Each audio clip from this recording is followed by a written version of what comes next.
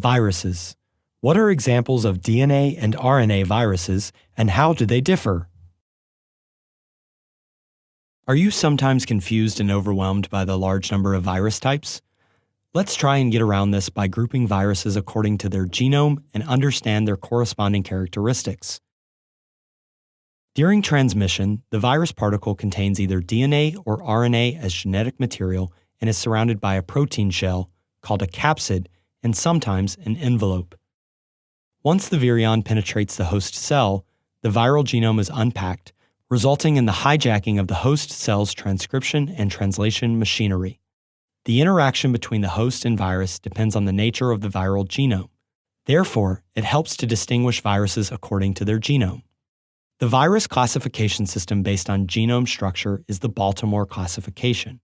It was developed in the early 1970s by the Nobel laureate David Baltimore.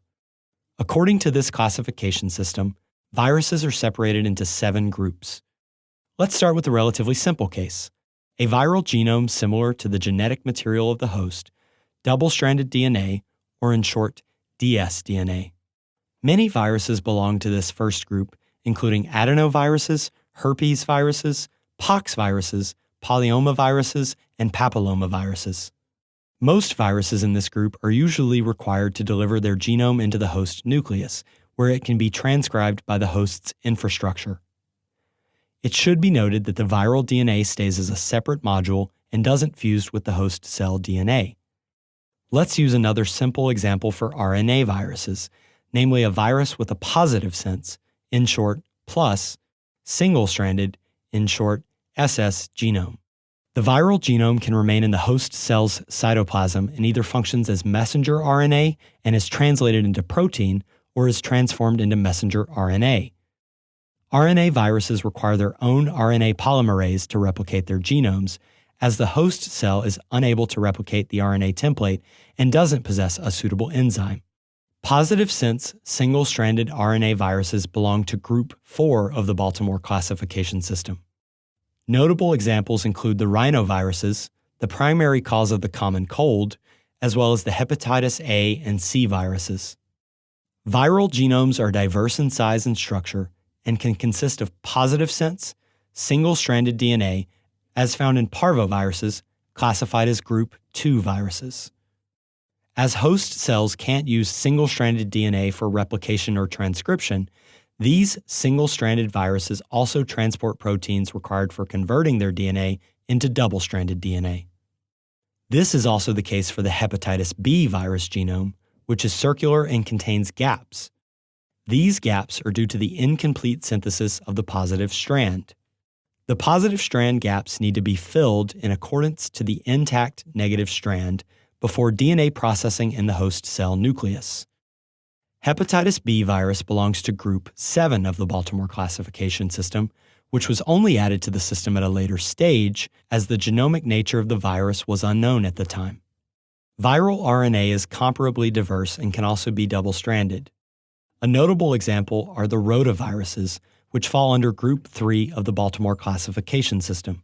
Yet viral RNA can also be single-stranded with a negative sense, as found in influenza, Ebola, and rabies viruses. Negative sense viral RNA must first be transformed into positive sense single-stranded RNA before translation into proteins by the host.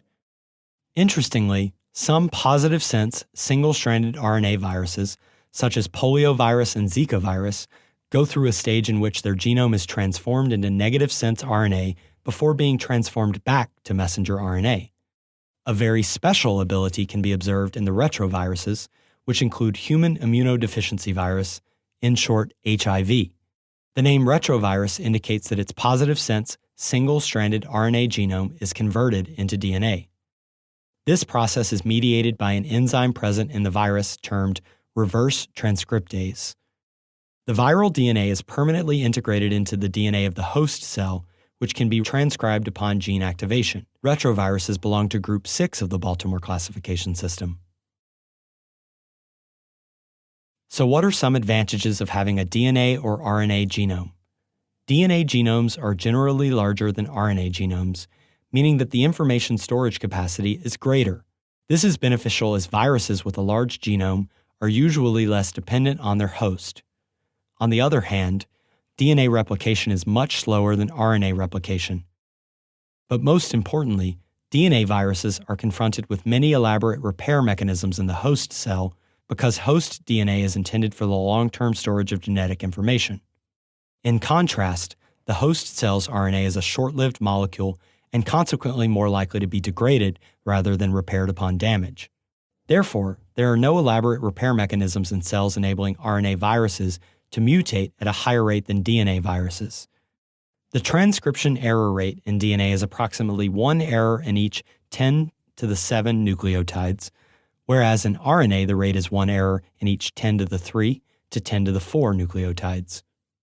High mutation rates are clearly advantageous in viruses, as can be seen for the influenza viruses, which mutate so quickly that the vaccine offers limited or no protection in the given season.